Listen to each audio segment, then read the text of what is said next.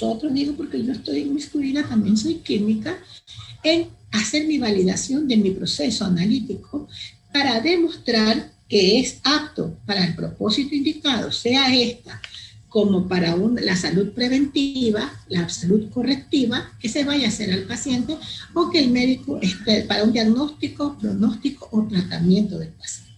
¿Estamos claros, chicos? Para que ustedes vean la importancia de la etapa preanalítica, vamos viéndolo como una especie de estadístico y vamos a verlo nosotros que en la etapa preanalítica en el laboratorio clínico está en un 37.10%. Anteriormente se decía que conocíamos 3 etapas, la preanalítica, la analítica y la posanalítica. Desde el año 2019 más o menos, que fue la última en que fuimos a congreso, pues hubo un chileno que nos dijo que ya son parte de 5 etapas, que es la etapa preanalítica, la analítica, la posanalítica y la posanalítica.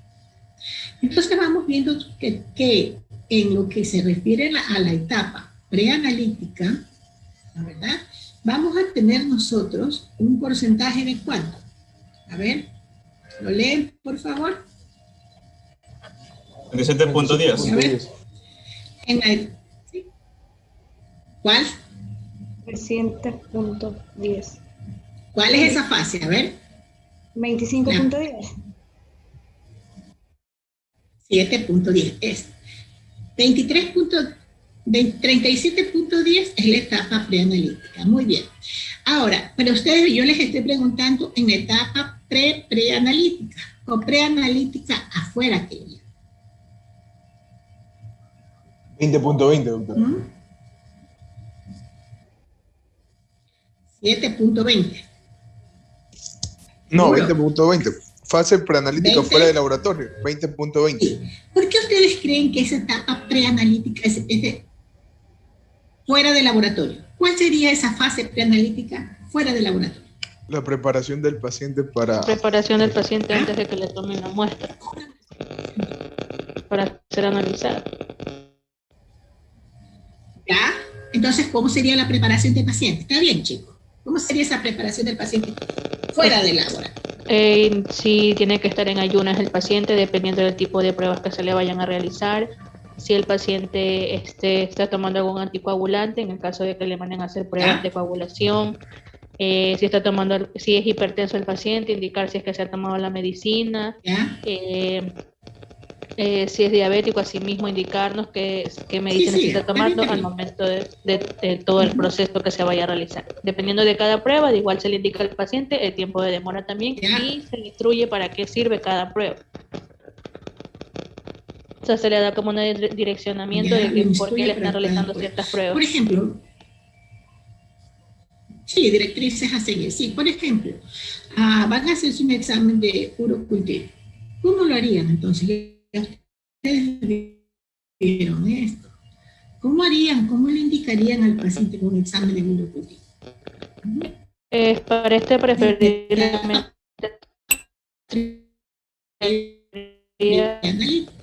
se le indica al paciente que esta debería ser la primera orina en la mañana. Descartaría el primer chorro, lo demás lo recoge.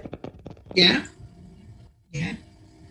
Doctor, en ese caso también debería considerarse la temperatura, el momento en el que lo tiene que entregar. ¿Qué más harían antes de decirle que lo recojan en el INE? Que el recipiente debe ser estéril. En algunos casos, si es que le están determinando al paciente si es que tiene alguna infección y sigue un tratamiento, para hacer la nueva toma de la muestra, le mandan o le indican si es que debe dejar o no de consumir cierto antibiótico o medicamento. El antibiótico, sí, el antibiótico jamás podemos nosotros suspender.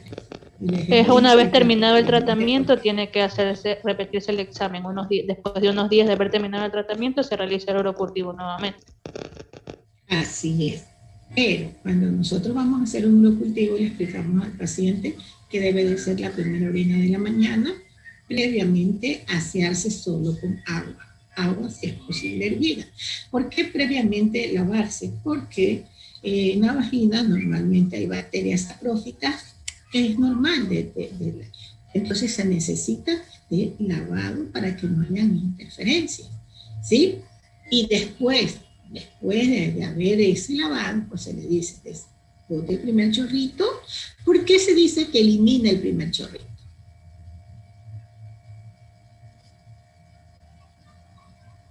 Por si puede haber contaminación en la punta o de bacterias. Y ese primer chorrito se va y nomás se toma lo que está almacenado. Sí,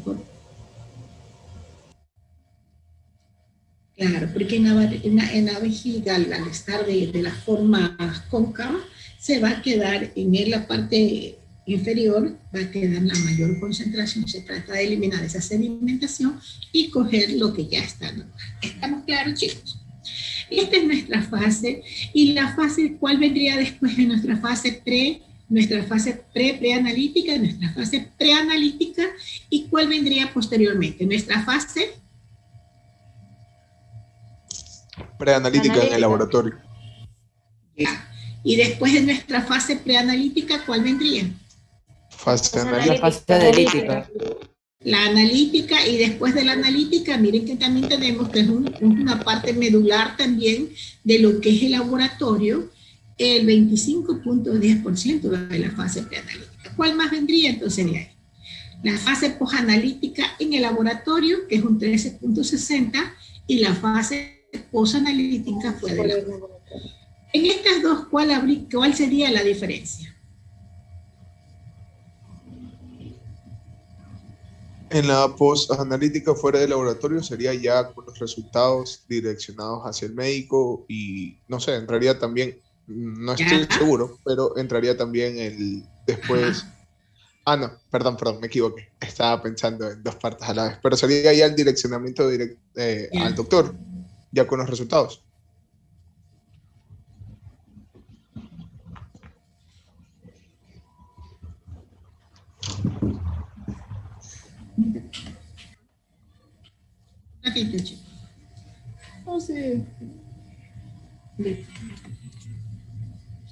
Voy a aceptar un poco de chicos vagos que se me han quedado afuera. Un ratito. Es broma, porque aquí hay uno que conozco y es un vago que se me ha quedado afuera. Okay. No le digas así a Daniel. Estoy bromeando, doctora. claro. No le digas así a Daniel. Vagos se quedaron, entonces vagos. Bueno, ¿cuál es la diferencia entonces entre nuestra fase posanalítica y la posanalítica? La que es dentro del laboratorio y la que es fuera del laboratorio. ¿En cuál es nuestra función más importante? En las dos la función nuestra es importantísima, pero ¿en cuál es la más importante dentro de las dos? Y ya les digo, las dos son importantes.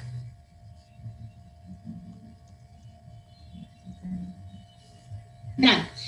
Doctora, sería en la Anteriormente hace unos... posanalítica sería, porque Nada. ya una vez entregados los exámenes al médico o al que le va, nosotros vamos a ayudar a dar un determinado diagnóstico dependiendo de todo lo que presente el paciente.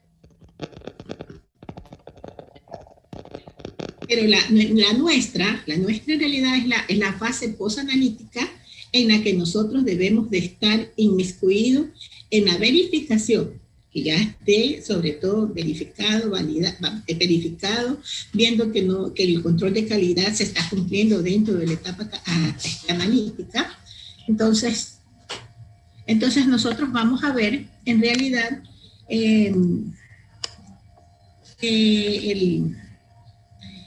vamos a ver, perdón, que me interrumpí un ratito. Vamos a ver que nosotros tenemos que saber mucho de la historia del paciente para poder hacer válido lo que es, un ratito, déjenme aceptar a sus compañeros.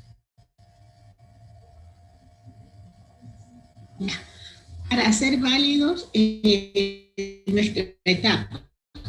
Desde ahí, ahora como me dijo Carolina, analítica, sí, pero ¿en qué sentido es importante en nosotros? Porque a veces el médico, por ejemplo, les cuento un caso mío, tuve un médico que me mandó a hacer un examen de S y un dengue al paciente. En el hemograma al paciente le salían elevados los glóbulos blancos está bien, le sale dengue positivo y en plaquetas ligeramente bajas, no estaban muy bajas, pero le salían una infección de vías urinarias. El médico me llama, molesto conmigo, me dice, doctora, usted me dejó sin piso, sin techo. Yo, ¿qué tratamiento le doy al paciente? Miento, no le había mandado a hacer el examen de orina. Entonces, los glóbulos rojos les habían salido cerca de 10.000 o 12.000, blancos, perdón. Entonces, en estos glóbulos blancos, el doctor se pone molesto porque es obvio que en un dengue se bajan los glóbulos blancos. Entonces, yo le digo al doctor, vea, doctor, yo pienso que si no es, que tiene que tenerlo en observación a su paciente, porque puede ser un dengue hemorrágico, que ahí se suben los glóbulos blancos, o también puede tener una infección de vías urinarias, o sea, dos enfermedades juntas, pero el dengue es positivo. El doctor al otro día le manda y me lo puede enviar enseguida, apenas yo le doy cavidad, doctor, 1 hora, hora y media, y entra su resultado y se lo entrego a su paciente el examen. Y efectivo, la paciente tenía dengue y tenía infección de vías urinarias.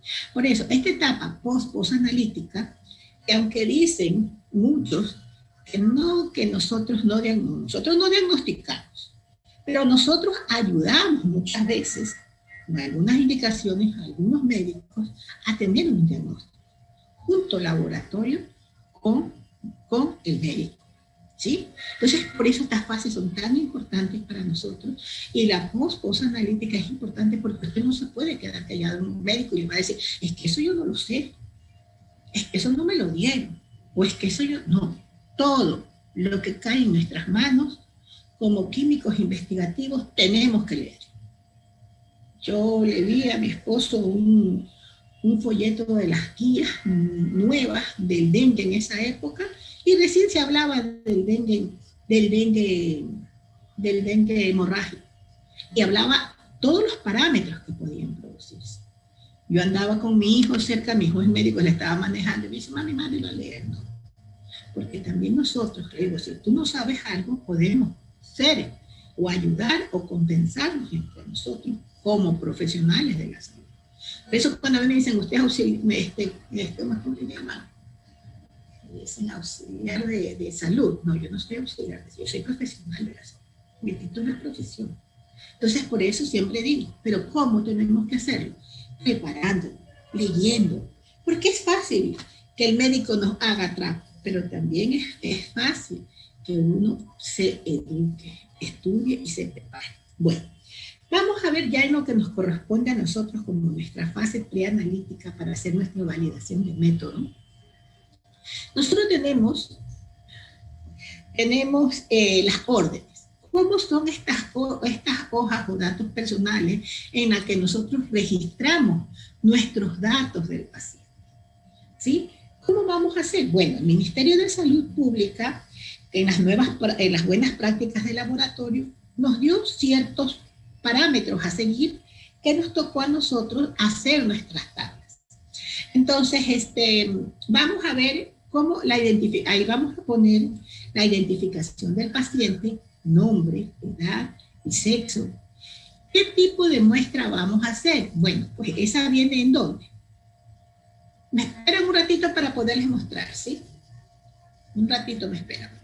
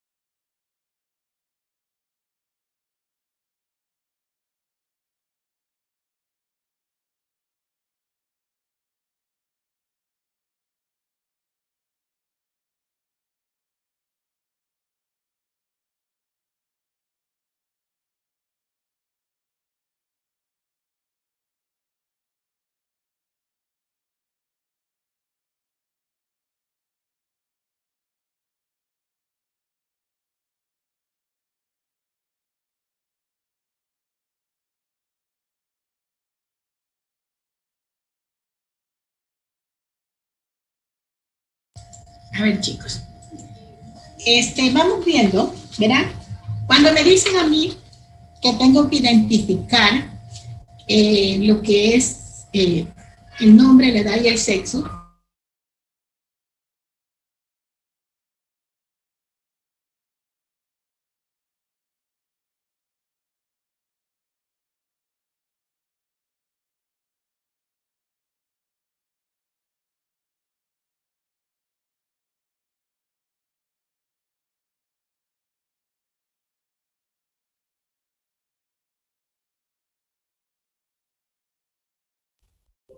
Doctora, no se le escucha por chat.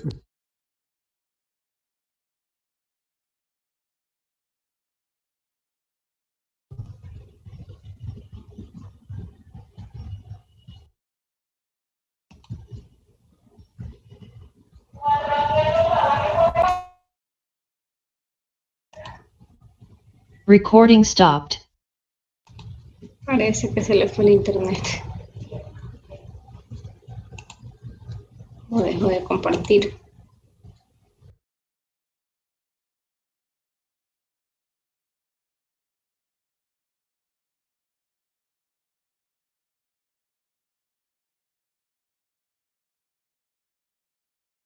Recording in progress.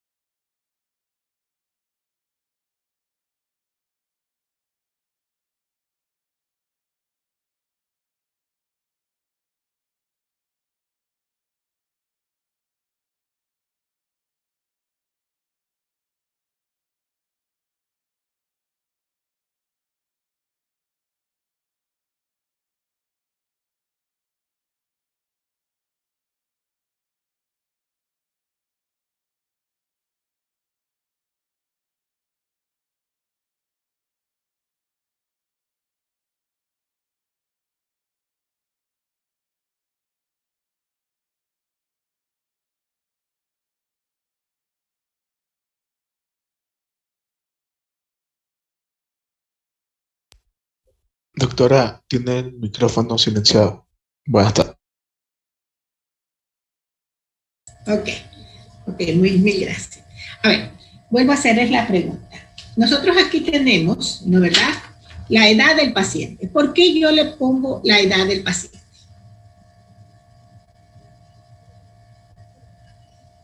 ¿Por qué le tomo su número de teléfono al paciente? ¿Ve? La edad se toma porque, perdón, a veces los valores pueden cambiar con la edad. Por ejemplo, ¿no? Hay valores que un valor tiene un niño y otro valor tiene un adulto. Y se toma a veces el número del paciente porque a veces puede ocurrir cualquier cosa con la muestra. Puede haber poca muestra, se puede haber hemolizado. Entonces, a veces se requiere llamar al paciente para tomar una nueva muestra, o a veces el paciente no toma correctamente la muestra y también se lo llama para que vuelva a traerla.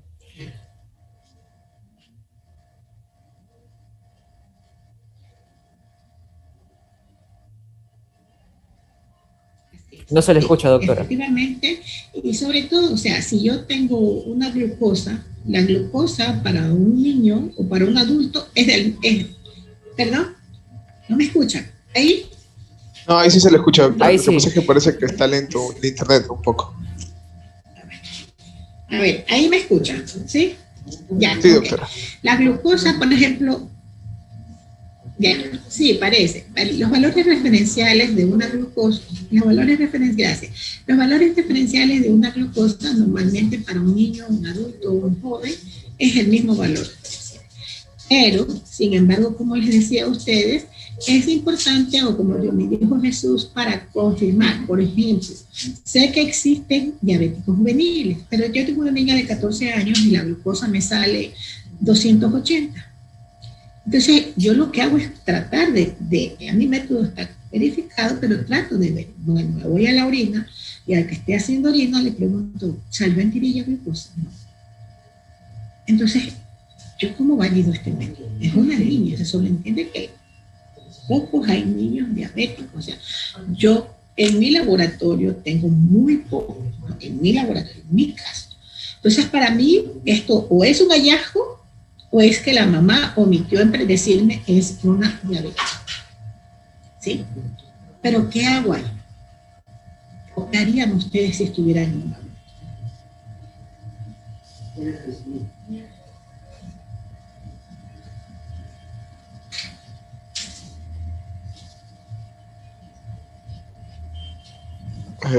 Hola, ¿se me escucha? Sí. Sí, ¿me escuchan? Sí. Perdón. Si a mí me saldría una glucosa elevada en un paciente de 14 años, la verdad es que también depende, ¿no?, del paciente y de la actitud del familiar, porque siempre el familiar es más dramático que el propio paciente, pero yo se la derivaría al médico, le pondría los valores o le enviaría o conseguiría el contacto del doctor y le diría, ¿sabe qué? Tiene esto, mándele a hacer un examen y ya se lo envío. Y si no tengo, pues le adjunto la glucosa elevada, los valores elevados de la glucosa y que el médico vea cómo lo trata. Porque a veces los pacientes y familiares son muy groseros y no se puede tratar con ellos. Pero entonces yo pregunto al paciente y les cuento, por eso es que siempre les digo, les cuento con casos, anécdotas. Tenía un pacientito que vino a las 8:30 de la mañana a hacerse un examen de glucosa usada. Era un paciente que no era diabético, paciente de 30 a 31 años, joven, delgado, ni siquiera parece que gordito, puede ser que se haya hecho diabético. Y paciente de un amigo médico, que lo llamo al médico y le digo, oye, tú no sabes si este paciente tuyo es diabético. Le doy el apellido y el nombre y me dice, no, él no es diabético. Me digo, pero me sale la diabetes, me sale glucosa azul. Me salía, claro, no altísimo, me salía 122, que ya es un poco, o sea, yo nunca acostumbro a decir un prediabético, pero ella es una persona que se le pone un poquito de seguimiento, ¿no? Entonces me sale glucosa 122. Llamé al paciente y le digo al paciente, buenas tardes, le saludo al laboratorio clínico, me gustaría saber, usted cuando vino, como te digo, doctora, yo soy del campo, y me dijo, perfecto, usted tomó algo. Ustedes normalmente a las 5 de la mañana tomate la bolsa. No, no, si una vez me venía a hacer examen. Y comió. Y me dice, a las 7:30, doctor, como venía viajando, me masqué 2 timbres. Ahí está la glucosa.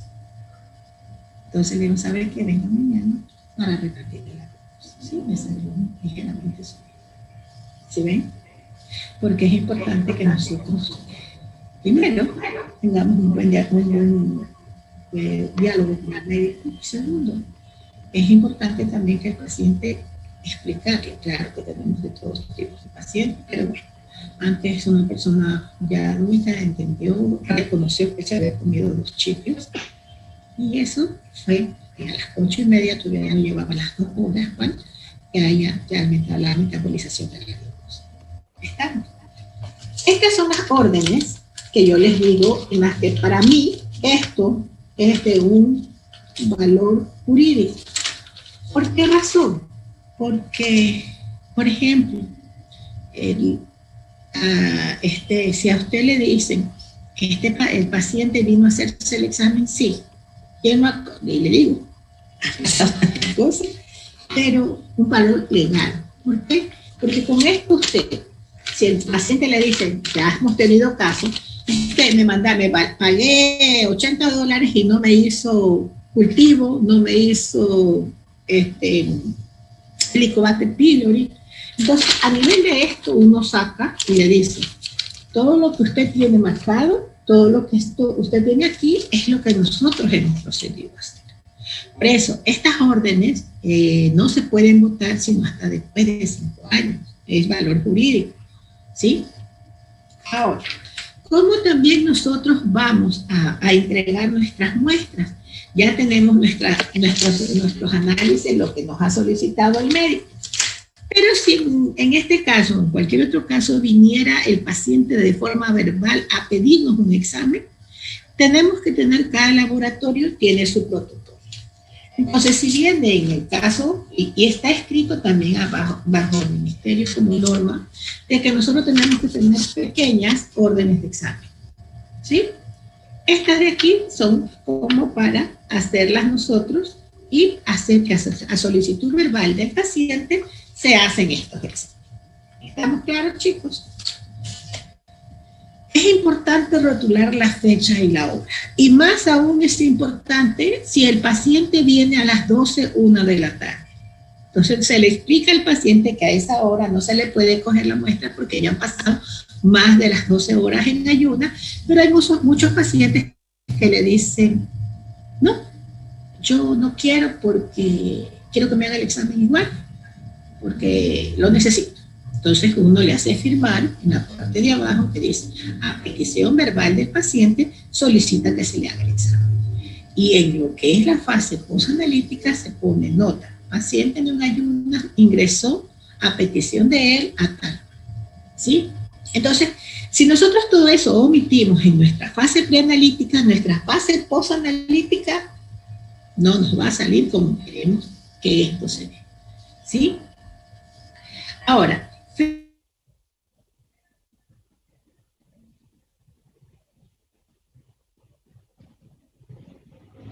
Recording stopped. Ay, Dios.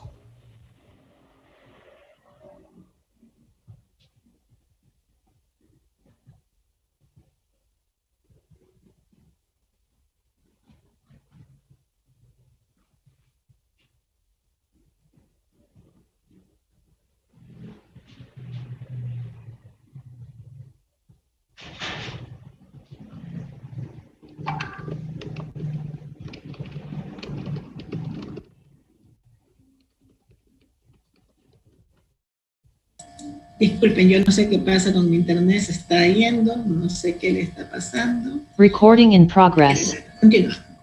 ¿Sí? Ahora, vamos a ver el responsable. ¿Cuándo aplica la responsabilidad? Cuando usted va a hacer su fase preanalítica para saber quién hizo esta fase preanalítica. Ahora, también tenemos que preguntarle al paciente qué medicamento está tomando. La información clínica relevante, que se le había dicho cuando se fue el internet, se lo vuelvo a decir, porque es importante la información clínica. A veces el paciente le omite al médico, no sé si por vergüenza, porque el médico no conversa con ellos, o porque se siente a gusto con uno conversando.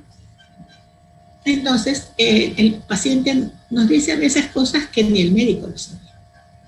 Entonces, para nosotros, todo lo que el paciente nos diga es de importancia escribirlo, ya se llevaron las órdenes, escribirlos en la parte de atrás, para que en el momento determinado nosotros sepamos qué tiene ese paciente. Aquí también tenemos los tipos de medicamentos. Los antibióticos al paciente jamás podemos suspender, porque le vamos a crear cierta resistencia a los antibióticos. Ellos tienen que terminar su tratamiento y después de 72 horas pueden regresar. Después de haber terminado el tratamiento, después de 72 horas, a 3 días, a 4 días, ellos pueden regresar a hacerse su examen. Hay también otros medicamentos en los cuales el médico quiere ver si aumenta o baja la dosificación, como la cumarina. Entonces nosotros ahí al paciente no le podemos decir, ¿sabe qué? No tome ese medicamento, no. Ellos tienen que tomar, y así nos den los tiempos prolongados, los tiempos más cortos, el médico va a saber si aumenta la dosis o disminuye dosis, ¿no? ¿Verdad? También vamos a ver que en algunos casos, en los ciclos menstruales, va a haber ciertos cambios a nivel, puede ser a nivel hematológico, puede ser a nivel, que les digo, glicémico. Hay pacientes que estando menstruando se sienten con decaimiento y es porque las glucosas muchas veces se elevan. No a todas las mujeres, no. Hay pacientes que tienen distintas síndromes premenstruación, ¿verdad? Ahora, en las variaciones preanalíticas, ¿cuáles son los factores fisiológicos, técnicos o de procedimiento que puedan afectar la concentración de un analítico? Previo la medición en el laboratorio. ¿Cuáles serían? ¿Qué creen ustedes? La mala toma de muestra. Yo hablo de sexo. Digo, el sexo masculino y el sexo femenino. ¿Cuál es la diferencia a nivel fisiológico? Y ustedes ya lo han visto. A nivel fisiológico, toma de muestra, a todos les saco de la vena. A nivel fisiológico. Yo creo que tengo estudiantes que les di fisiología hace no, ¿verdad? Yo tengo 2 o 3. La niña Pin está aquí.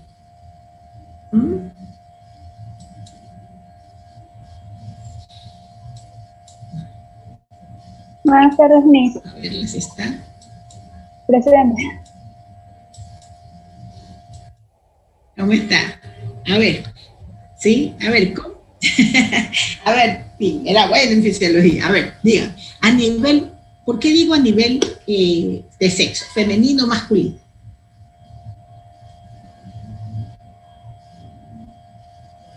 A ver.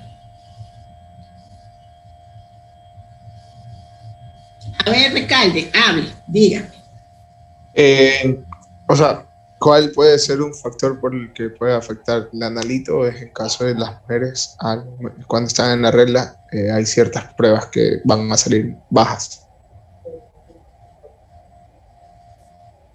¿Ya?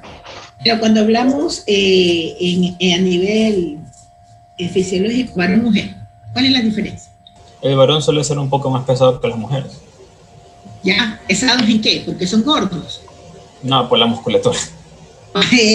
Por los músculos. La diferencia entre hombre y mujer, sí, pues estamos hablando con profesionales, casi profesionales, ¿no? Entonces, a nivel de los músculos, siempre hay. Por eso ustedes van a ver, a nivel de lo que es un hematócrito, un valor referencial para mujeres y un valor referencial para hombres, ¿verdad? ¿En qué más hay esa diferencia? ¿Existe esa diferencia? Si hablamos de un ejemplo de sexo, otro. Edad. No es lo mismo un hematócrito de un niño con un hematócrito de quién, de un joven, o con un hematócrito de un viejito o mayor, ¿no? ¿Verdad? No es lo mismo. Los valores referenciales van a cambiar. Si hablamos de las edades, Por ejemplo, podemos ver nosotros que en un niño los glóbulos rojos son de hasta de 6 millones cuando recién nacen de un bebé. Hasta varios meses, casi hasta el año mantienen los glóbulos rojos. No es lo mismo. A nivel de edad, también, ¿qué más tenemos que ver? Una glucosa va a tener mucho que ver la edad. Sí, no, ¿por qué sí, por qué no? Un colesterol. Sí, no, ¿por qué sí, por qué no? Un triglicérido.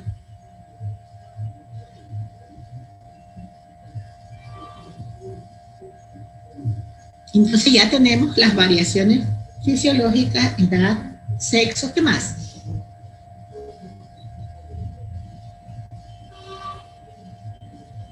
¿Qué más?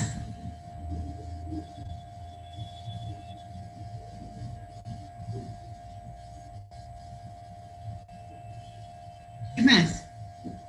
Etnia. ¿Qué tiene que ver la etnia?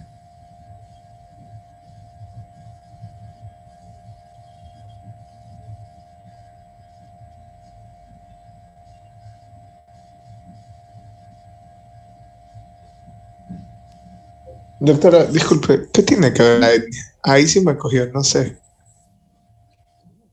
¿Qué tiene que ver la etnia?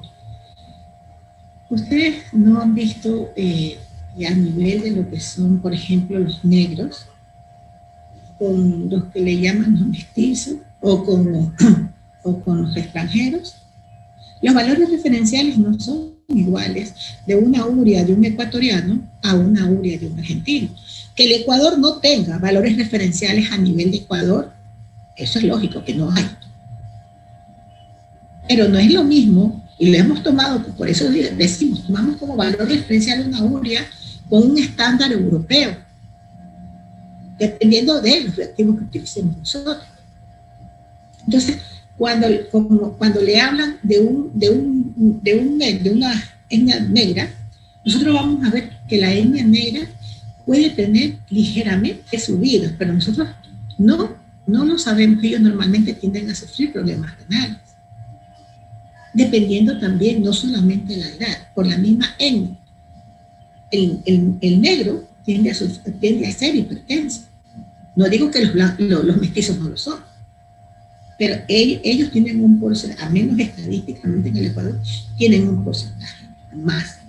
Entonces, si nosotros no sabemos nada de eso, nosotros no podemos clínicamente ayudar o conversar con el médico, porque decirle, no, doctor, es que sí nos salió este parámetro.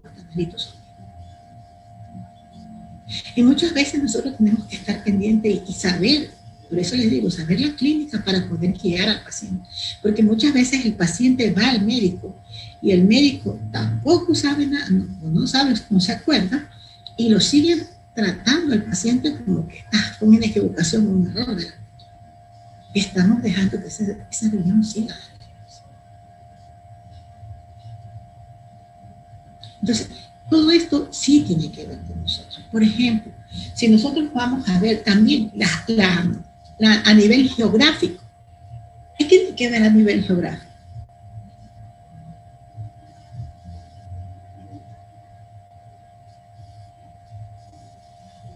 Puede ser si vive en un país desarrollado a otro que no lo está.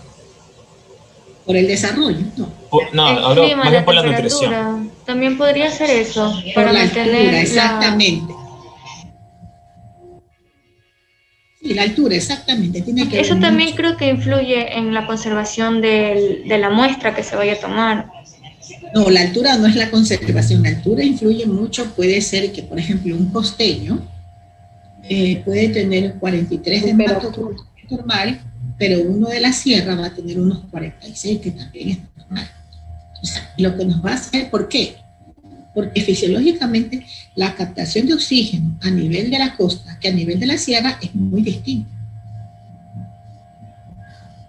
¿Sí? Por eso le digo, hasta la parte geográfica tiene que ver mucho. ¿Qué más tendría que ver?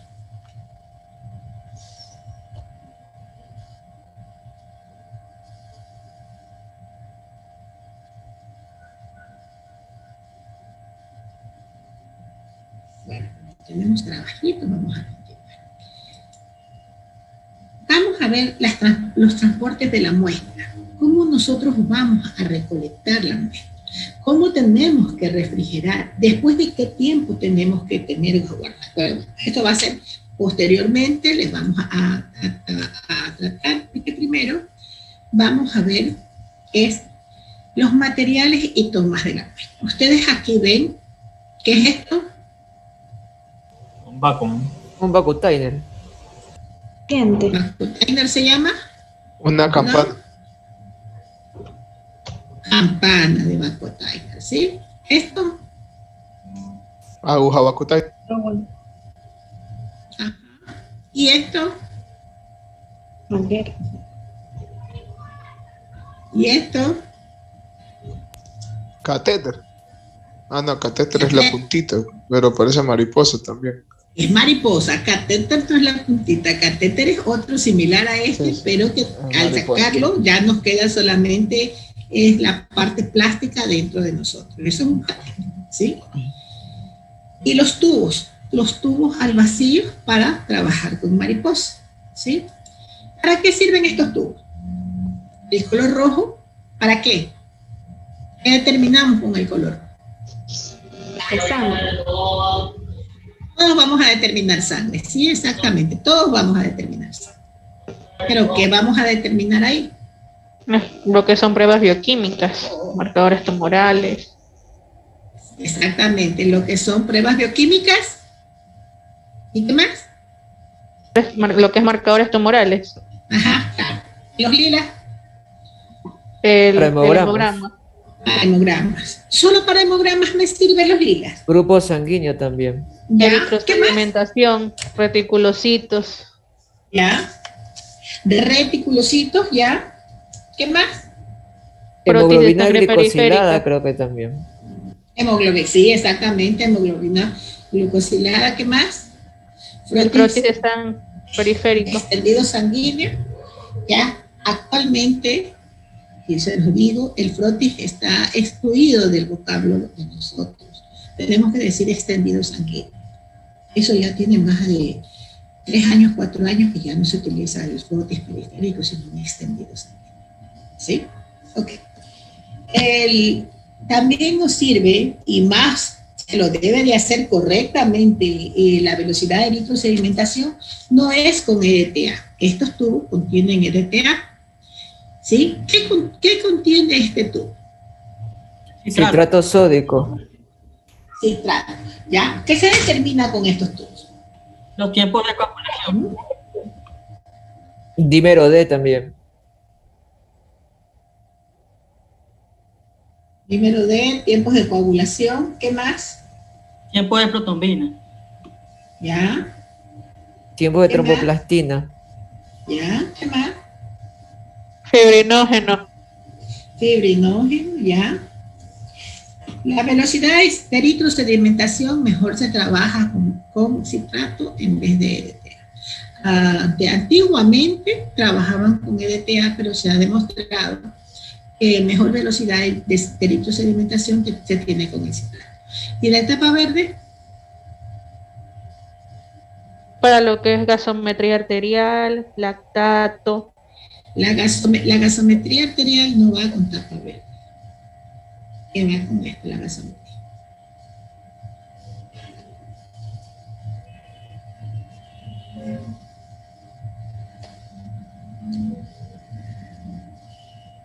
Se nos dejó de trabajo. A ver, los tubos pediátricos, ustedes les he puesto aquí, son tubos pequeñitos. En muchas ocasiones estos tienen por dentro una especie de piquito que le sirve para uno hacer la extracción, la punción en el dedo o en el talón al paciente y empezar a recoger de esta forma, ¿sí? Están adentro, por eso no se las he podido mostrar. Ok. Vamos a ver las técnicas que nosotros vamos a utilizar en nuestra fase preanalítica. ¿Cuáles son las que ustedes conocen? A ver.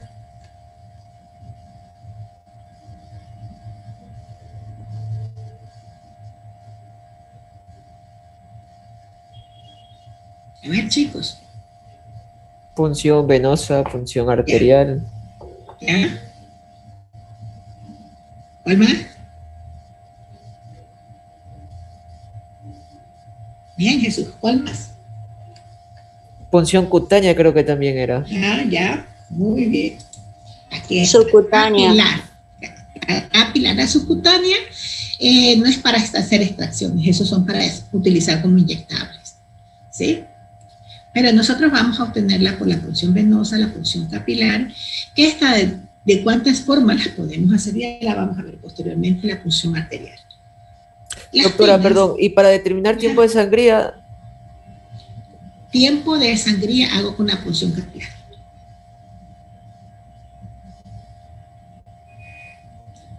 En otras formas, a veces se cogía con el espingometría para poder sacar, se sacaban de las venas y íbamos tomando el tiempo. Otro método también que se utilizaba, no me acuerdo el nombre ahorita, era a nivel del lóbulo de la oreja, que se hace. Pero normalmente, al menos aquí, nosotros solamente lo hacemos con punción capilar y tomamos el tiempo. Lo hacemos simplemente sin apretar el dedo y limpiando cada 30 segundos. Esa es la punción capilar para ver el tiempo de sangre. ¿Estamos bien, Jesús? Creo que me preguntó, ¿no? Sí, doctora, gracias. Okay. Entonces, nosotros la forma más rápida para poder trabajar es las venas.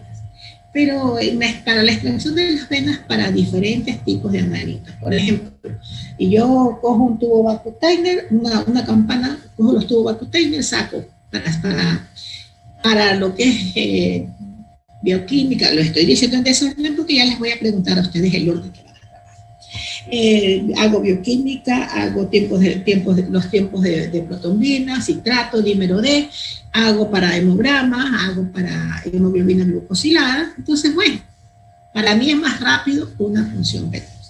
Ahora, viene mi pregunta para ustedes. ¿Cuántos tipos de venas ustedes conocen? Perdón, doctora, ¿cuántos tipos de vena conocen en el antebrazo? Claro, eso lo ven en hematología, las venas que ustedes tienen en el antebrazo. Y que es importante que ustedes algo lo sepan. ¿Por qué?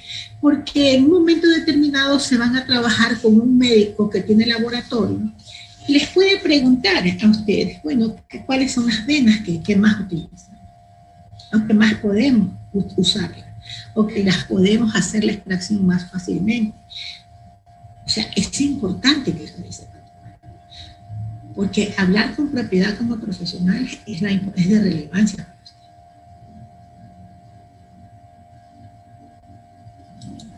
Bueno, aquí tenemos las venas, las que son más usadas. La vena media, la vena cefálica, la vena hasta se extiende hasta donde nosotros podemos encontrarlas muchas veces hasta en la parte del brazo o de la muñeca. A mí no me gusta tanto cogerlas esas porque a mí al menos me parecen un poquito dolorosas, traumáticas para mí. A mí me han puesto esas sueros ahí y para mí son correctas. Pero de todos modos, cuando no hay venas hay que tratar de sacar de las que tenemos, ¿no? ¿Verdad? Bueno, ¿cuál más venas tenemos entonces? Si ven ustedes los tipos de recorrido de la vena cefálica, o sea, si ustedes conocen un recorrido, ¿ve? Solamente con palpación ustedes se van a dar cuenta dónde está la vena, porque ustedes van a tocar que la vena, cuando está puesto el torniquete, hay un pequeño latido y ustedes van a ir moviendo su dedo. ¿Con qué dedos ustedes van a tocar la vena? ¿Con el dedo pulgar? No, porque el dedo pulgar creo que tiene su propio pulso. ¿Ya? ¿Con qué dedos van ustedes a tocar? Creo que es con el índice y con el dedo medio. Índice y medio, sí, exactamente. O sea, ustedes van a tener, aparte de la vena cefálica, que es casi la que pasa en medio del brazo, ustedes también van a tener la cefálica accesoria, que muchas veces a lo que ustedes están palpando, ustedes se dan cuenta Y si ustedes introducen sus dedos índice o pulgar, o solamente uno de los dos, o los dos, ustedes se van a dar cuenta que muchas veces estas venas no se encuentran superficialmente. Hay unas que se encuentran profundamente y ustedes tienen que saber palpar, ¿sí? La vena basílica, esa es otra media, y hay las dos accesorias que también tenemos de las venas cefálicas. Y la vena media, que muchas veces, a veces no se consigue en la flexura del codo, del antebrazo del codo, se consigue muchas veces en la parte del brazo, del antebrazo, ¿sí? Se lo consigue en la parte media, o sea, en esta parte de aquí. Y nosotros tratamos de buscar. ¿Por qué razón tratamos de buscar?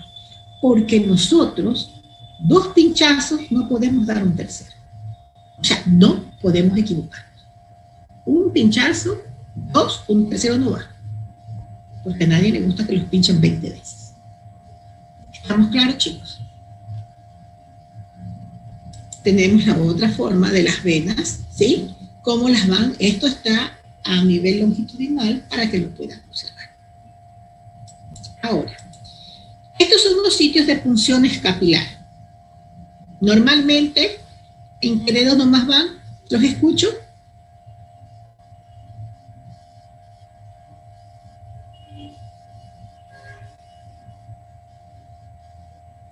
¿Por qué pinchamos en las partes de los lados? ¿O por qué pinchamos en las partes centrales? Por las terminaciones nerviosas del dedo. Y porque en esta parte suele o sea, a ver, para la punción, espérense un ratito. Estoy procesando la idea, perdón. Perdón, estoy procesando.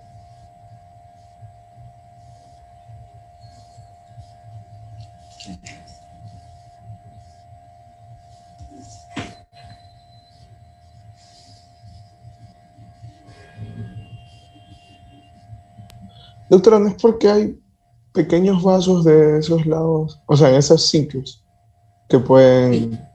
Por las irrigaciones nerviosas que hay a nivel capilar, sí, de por la capilaridad, para que puedan fluir mejor la sangre. Lo mismo pasa en los pies. ¿En quiénes hacemos esto? Pero esto siempre vamos a tomar las funciones capilares cuando hacemos muestras en pequeña cantidad. Por ejemplo, yo un hemograma lo puedo hacer por capilaridad. Por punción capilar. No. ¿Por qué? Si yo logro llenar 5 tubos capilares, ¿no, verdad? Yo puedo hacer un hemograma. Hago hasta 2 frotes, pero si lleno 5 capilares. ¿Por qué yo puedo hacerlo en la parte interna del pie y no en la parte en la parte interna y externa y no en lo que es talón?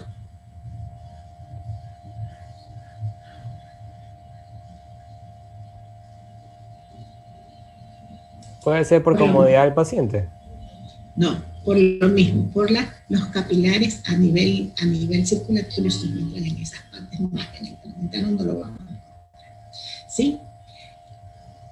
Vamos viendo entonces en las técnicas de la venopunción contempla la condición inherente del paciente. Yo al paciente tengo que tratar de hacerle conversación, claro que hay pacientes de todo y todo, ¿no? Pero al paciente trato de hacerlo, siéntese, trato de hacer alguna pequeña conversación para que se vaya él tranquilizando. Voy hasta que el paciente venga, me entrega la orden, voy viendo lo que voy a hacer, voy seleccionando mis tubos y sigo hablando con mi paciente. Aunque sea le pregunto, ¿y hace calor? Aunque sea, como dicen algunos, preguntas bobas, pero que el paciente se sienta un poquito más relajado, ¿verdad? A veces se le pregunta, yo al menos a las señoras mayores les acostumbro a preguntar, ¿cuántos niños tienen? Uy, tiene nietos. A las jóvenes les digo, ¿está feo el clima? O está bueno, cualquier cosa para calmarlas un poquito, ¿no? Mientras yo selecciono mi material. Una vez que o si no le digo, no le va a doler, tranquila, vamos a tratar de hacerlo más suavecito que pueda. No tiene problemas ni dificultad en las venas. Me dicen, no, doctora, o sí, doctora, conmigo no me pueden sacar más rápido. Entonces yo voy preparando mi material y le digo, bueno, no se asuste, voy a poner el torniquete y vamos a tocar. Primero, antes de poner el torniquete, yo lo primero que hago es tratar de palpar si dónde voy a encontrar la vena, ¿no, verdad? Entonces, una vez que yo selecciono mi sitio de punción, digo, aquí yo siento, pongo mi torniquete. Hago mi limpieza primero, mi asepsia, a nivel de lo que es, donde voy a puncionar y funciono mi vena. Voy a también, posteriormente que he terminado, elimino mi cortopunción, ¿no, verdad? Esa es la forma de hacer mi trabajo. Bueno,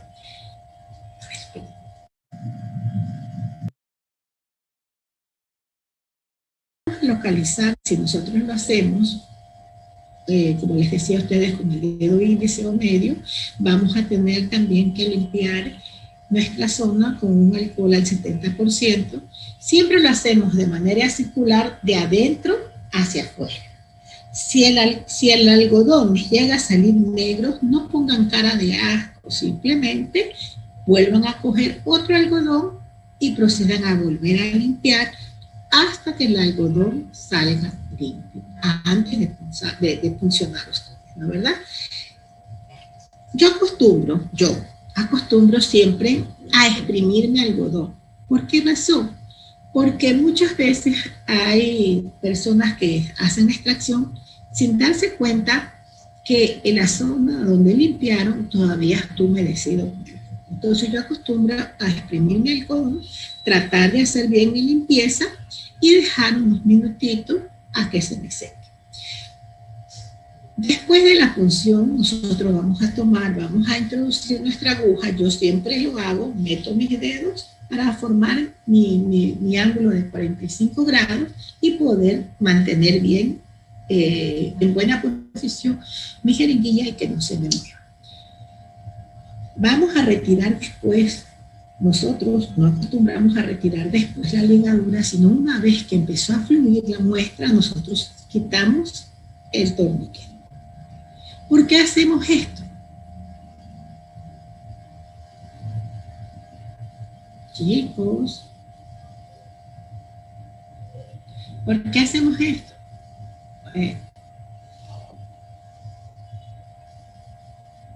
Eso se suele hacer para evitar que la presión haga que cuando saquemos la jeringa salga sangre.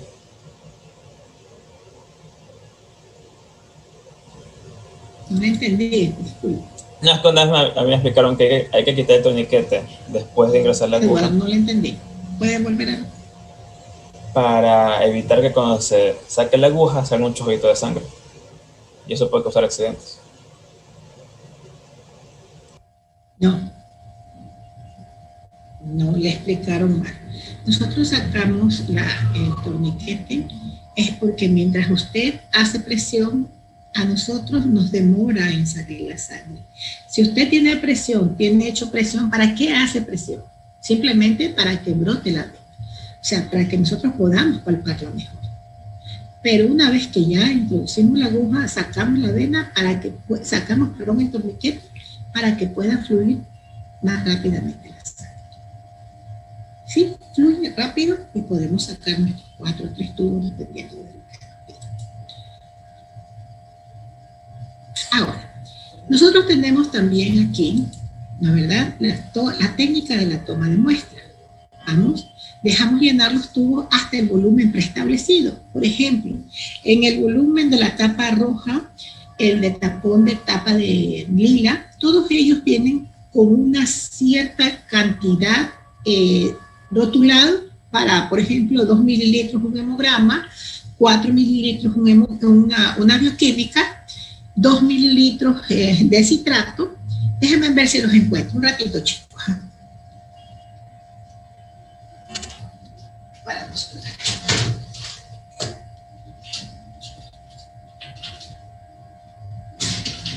tubos.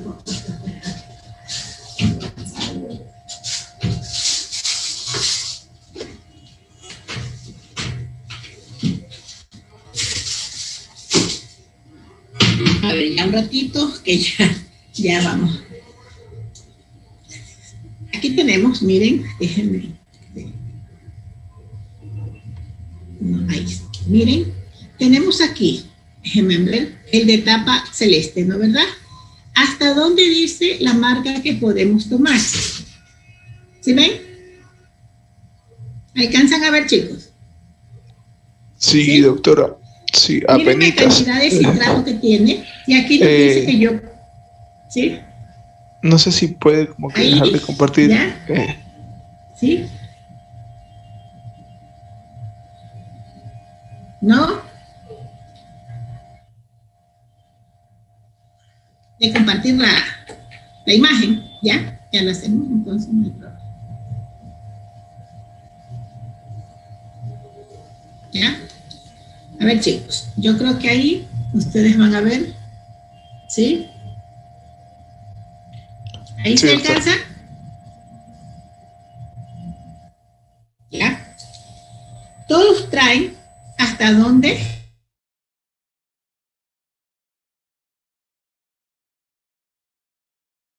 Recording stopped.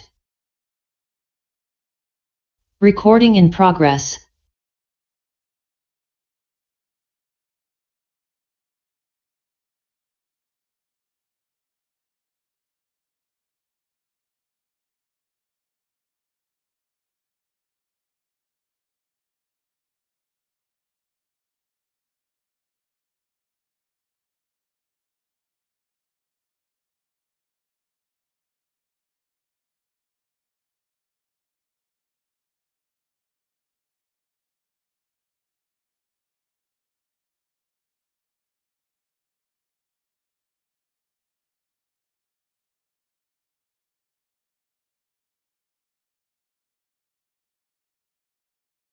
Miss tiene el micrófono silenciado.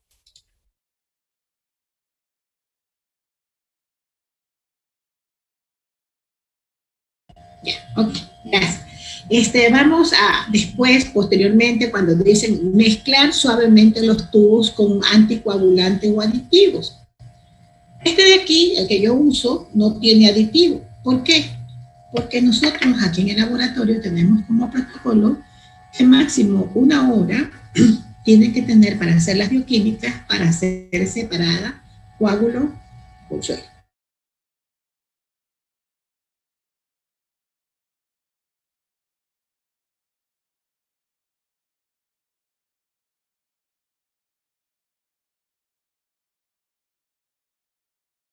Recording stopped.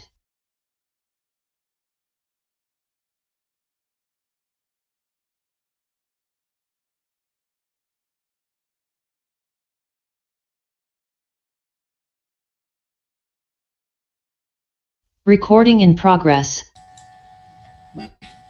Vamos a seguir compartiéndoles para poder, ojalá que alcancemos, porque... Ya. Doctora. Ahora sí, vamos a insertar. Diga. Perdón que le interrumpa, disculpe. Diga. La tarea la podemos cambiar de fecha. Lo del paper que teníamos. O al menos como ponerlo más tardecito, porque igual... Ya vamos a ver, porque es que a mí también... eso sí podríamos hacer. Espérenme un ratito, ya mismo conversamos, porque quiero darles a toda esta clase, porque ustedes todo esto no lo sabían.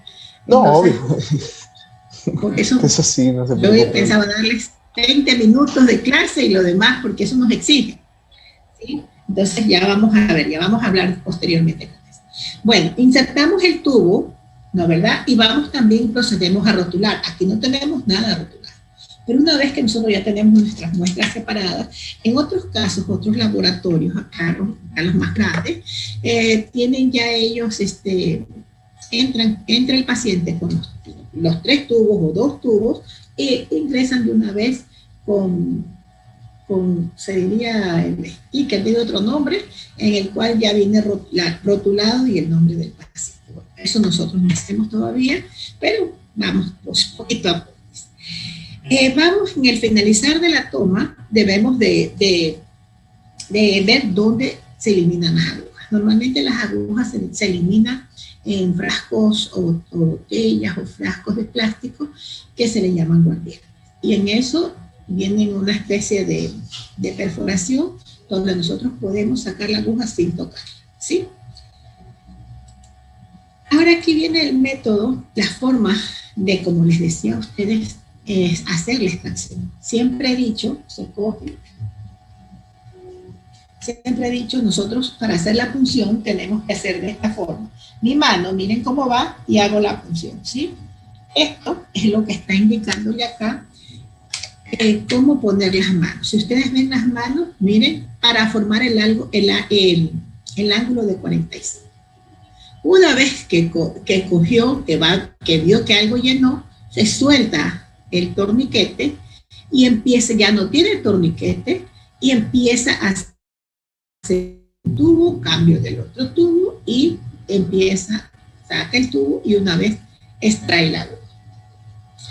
Esa misma aguja se coloca sin tocarla en el guardián.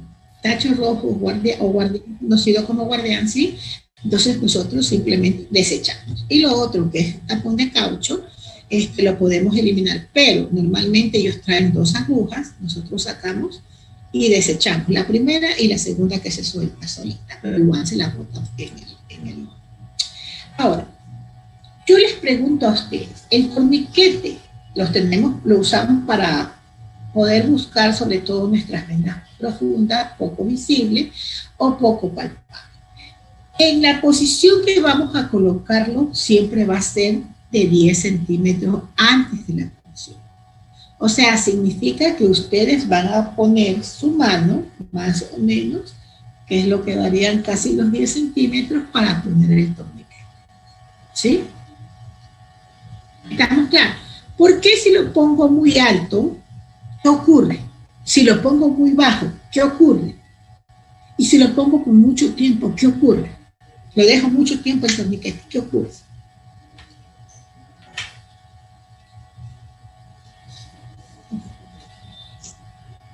Si se lo deja mucho tiempo, puede afectar la circulación de la persona. Si se lo pone muy alto, considero yo que no va a ser no va a ser una muy buena práctica porque no va a estar como que la presión adecuada y no va a ser palpable la venda. La presión, bien ha dicho usted, no habría una buena presión, ¿sí? Ya, y muy bajo. Habría mucha presión. Ya. Y el tiempo, si lo dejo por 3 minutos, todavía no encuentro la vena, sigo buscando, 5 minutos, sigo buscando, ¿qué pasa? Causa incomodidad en el paciente y dolor. El brazo se hace morado. Ya, pero no solamente que el brazo se me hace morado, ¿qué más pasa con nosotros en nuestro trabajo? No sé. ¿Perdón? ¿Qué pasa con nuestro trabajo?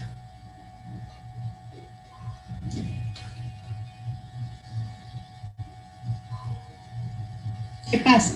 A ver, chicos.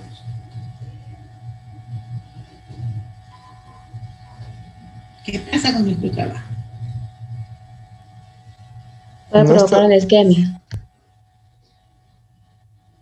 Una isquemia. Ya se va la exageración. ¿Qué puede producir? ¿Qué pasa con nuestro trabajo?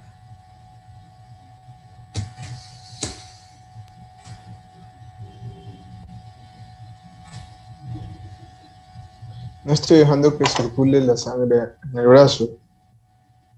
Y, o sea, fuera de la incomodidad del paciente, lo que se trata es coger sangre. Pero no me está diciéndome algo, pero a la vez no me dice nada. Sí, es que no estoy terminando de hacer bien la idea, pero la tengo. Sí, pero me le falta. ¿Qué aumenta aquí? Bueno, como no. ¿Qué aumenta aquí? A ver, chicos, ¿qué aumenta? ¿Qué pasa con esto?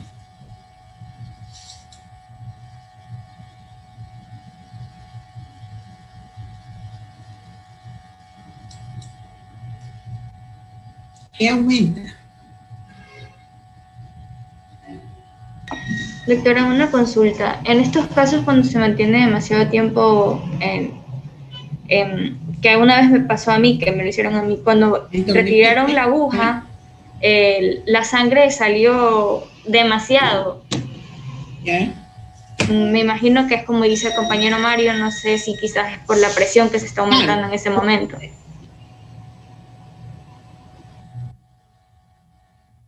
Claro, o sea, no hay retorno. La presión es, la sangre normalmente circula de abajo arriba y de arriba abajo. Pero al hacerle un torniquete, ¿qué estoy haciendo?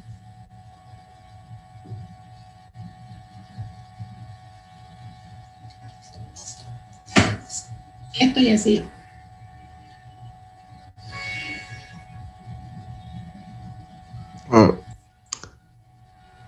Aumenta la presión, por ende cuando voy a hacer la punción y voy a poner el tubo, probablemente no me vaya a servir mucho esa sangre porque se me puede causar una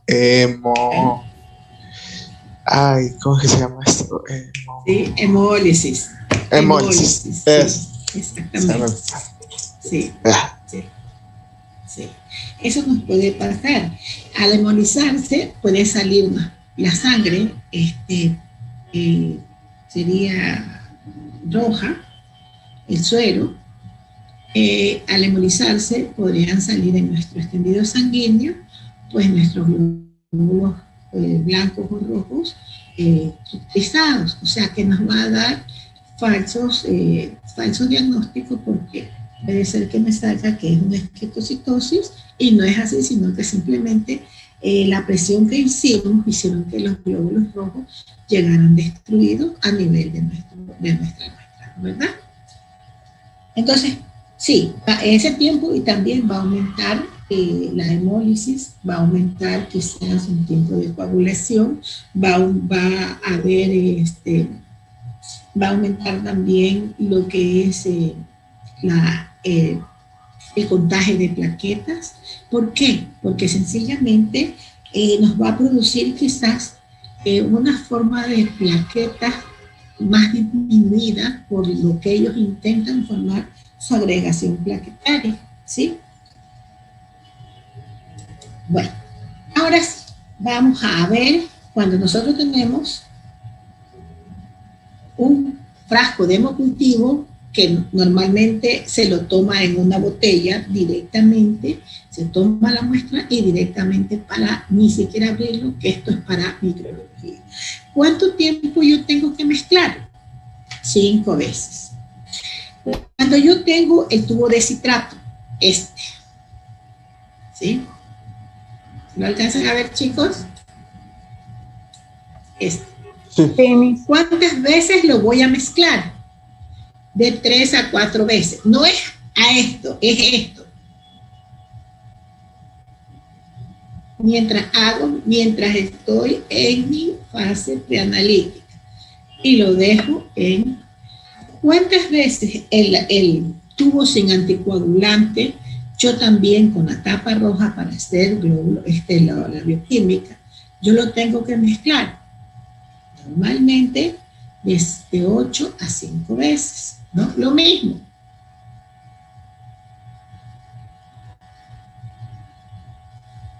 Y lo pongo en mi gradillo. El tubo de heparina, que es sódica, que era el tubo de tapa verde, que por eso quería, nosotros en ese vamos a utilizar para química clínica de urgencias y para hematología.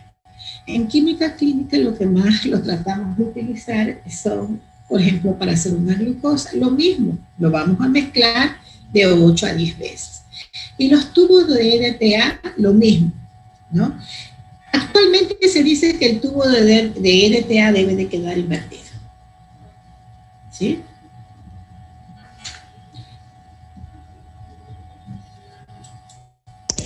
Doctora, una pregunta. Dígame. ¿Y por qué debe quedar invertido? O sea, ¿cuál es la...? Dígame. Ah, ahí está. ¿O por qué debe quedar invertido el tubo de EDTA? O sea, ¿cuál es la...? A veces en el transcurso de lo que se porque en el transcurso quizá de la transportación puede ser que el EDTA se deposite en la tapa y algo caiga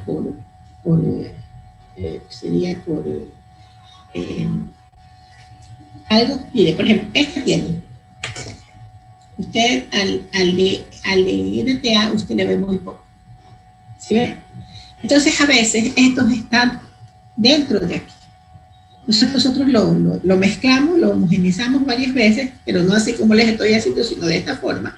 Y queda invertido porque si el EDTA está acá, prácticamente nos va a ayudar a que haya una buena dilución entre EDTA y sangre y no se nos formen microcoágulos, que nosotros a veces no lo vemos, pero quien nos detecta es el contador hematológico. Ya está lo que les dije. Evitaremos la coagulación en sangre total o plasma. Cuando nosotros sacamos el plasma, distinto plasma y suero, ¿cuál es la diferencia entre plasma y suero? Hematología, chicos.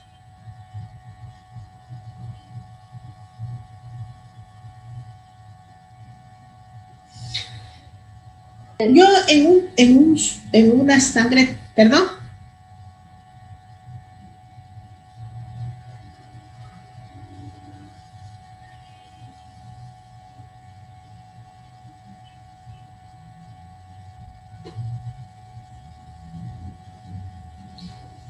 Por ejemplo, cuando yo voy a hacer una retracción de coágulo, ¿y cómo hago esa retracción de coágulo? ¿Para qué me sirve esa retracción de coágulo?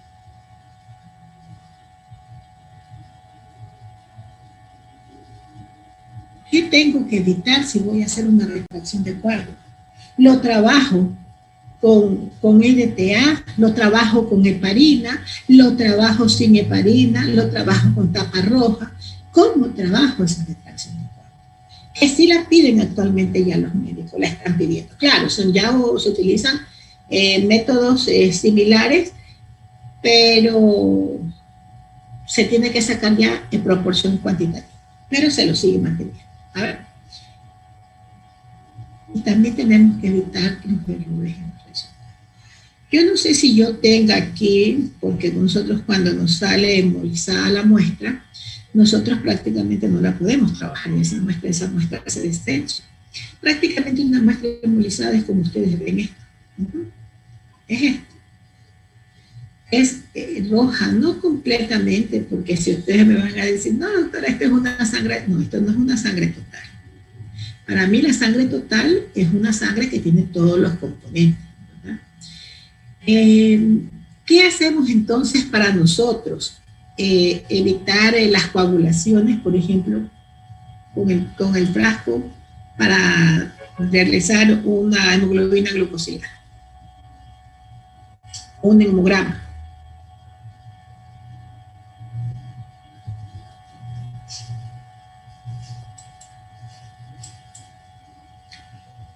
Belén González, Keila Lara, Dayan Solórzano, Solange Vera. Bueno, seguimos entonces. También tenemos dentro de los puntos críticos la toma de muestra, como les dije a ustedes, del cortopunzante, cómo lo vamos a delimitar. Entonces tienen ustedes el contenedor que tienen que verlo, giramos el portatubos en sentido contrario a las manecillas del reloj hasta que cae la.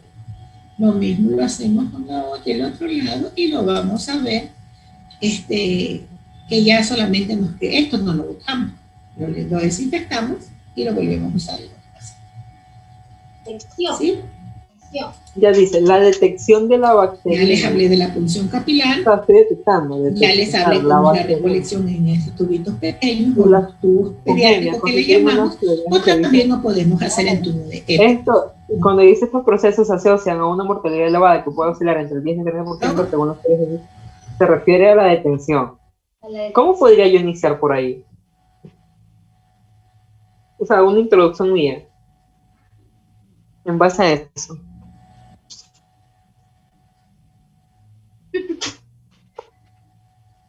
O sea, estos procesos se asocian a una mortalidad elevada que puede oscilar entre el 10 y el 30%.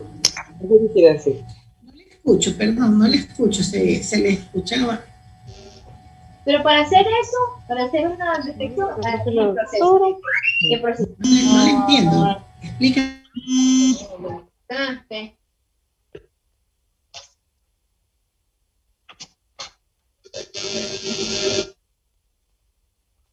Hola.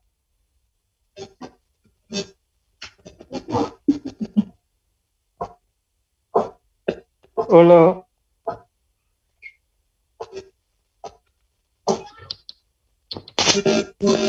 Recording stopped. Hola, ¿hay alguien? Compañera, apaga tu micrófono. Caroline.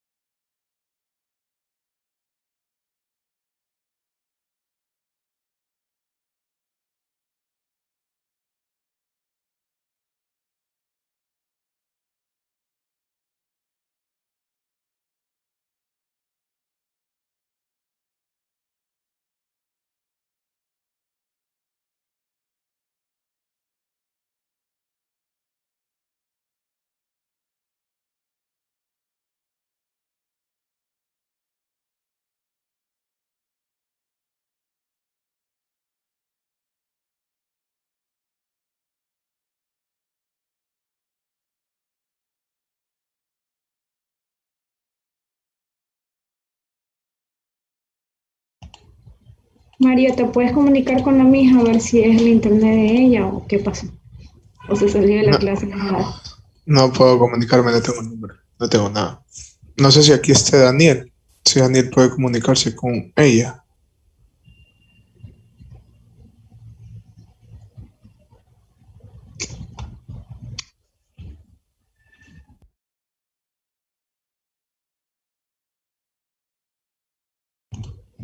Pero deja ver si alguno de los chicos tiene el número para que te lo pase y le puedes escribir.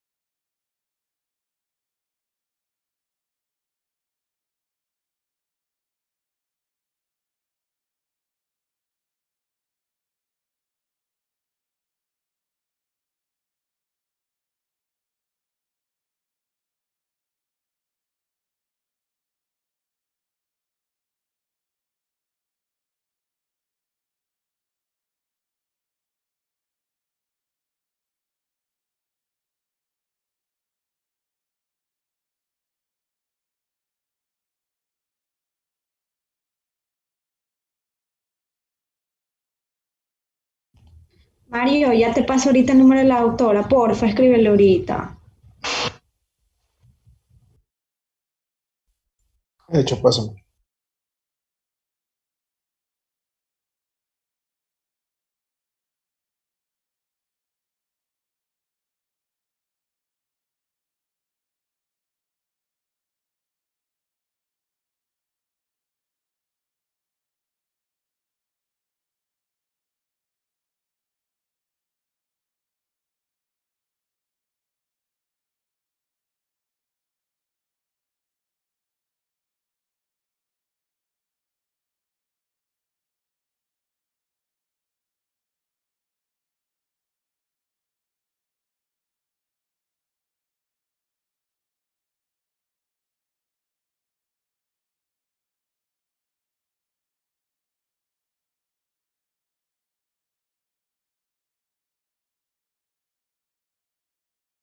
Y no te olvides que si es el internet, pregúntale sobre lo del deber.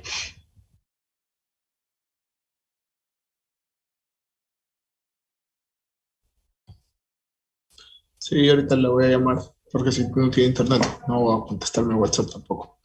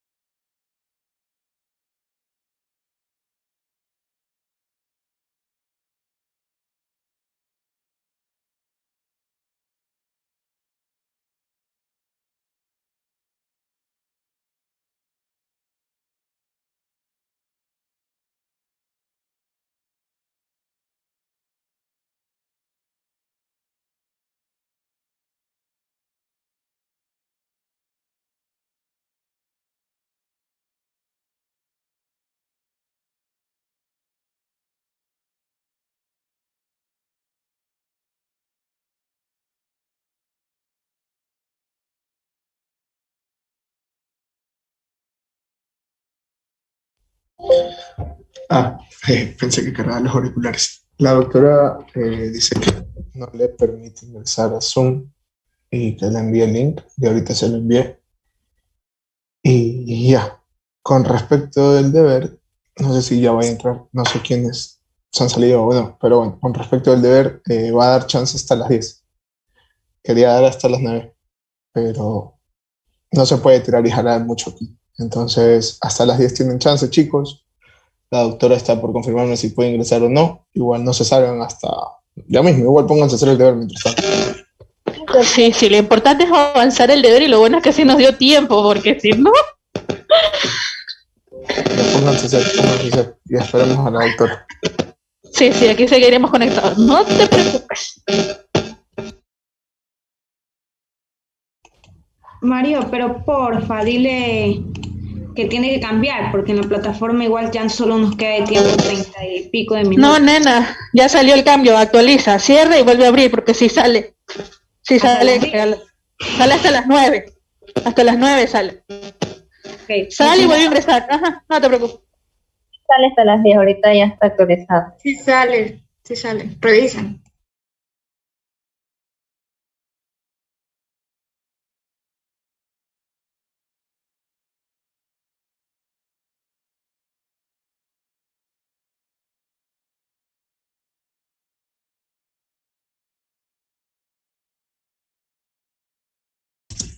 Y ya revisen que ya sale hasta las 10. Hola. Doctora, bienvenida otra vez. Hola. Se le escucha.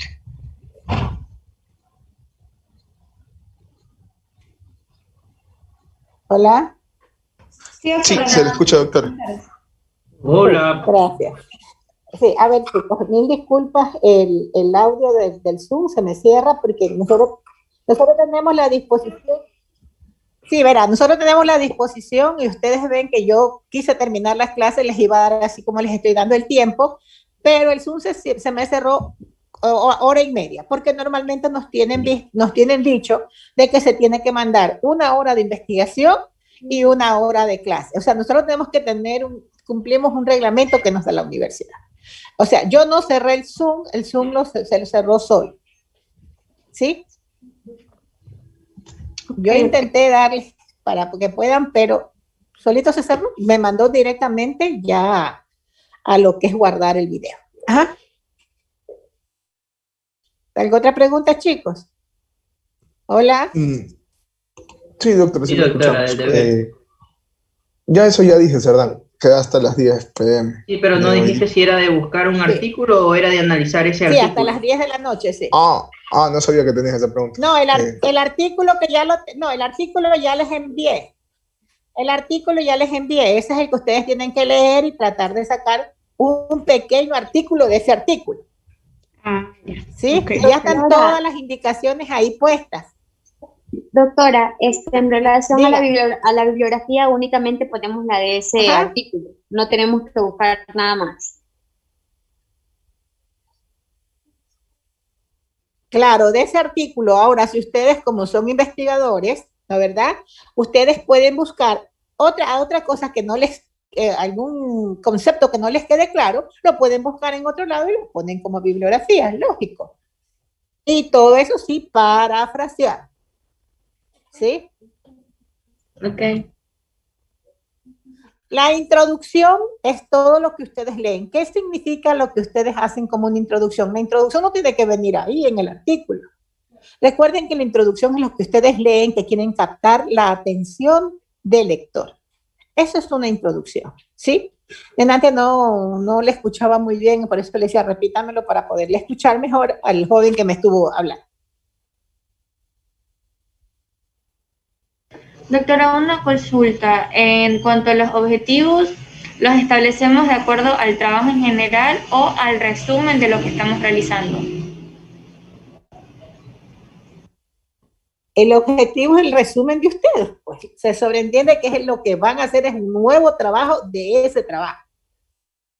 ¿Sí? Es más o menos lo que están haciendo actualmente los estudiantes de décimo, que están haciendo bibliografía de artículos, de revistas, de libros, de todo lo que saquen una información. ¿Sí? ¿Estamos claros, chicos? Hasta las 10 de la noche queda abierto para que ustedes puedan trabajar. ¿Sí? Listo, doctora, muchísimas gracias. Gracias, doctora, muchas gracias. Gracias. Sí. Listo, doctora, muchas gracias. Ok, a la orden, chicos, pasen bien. Y mil disculpas, no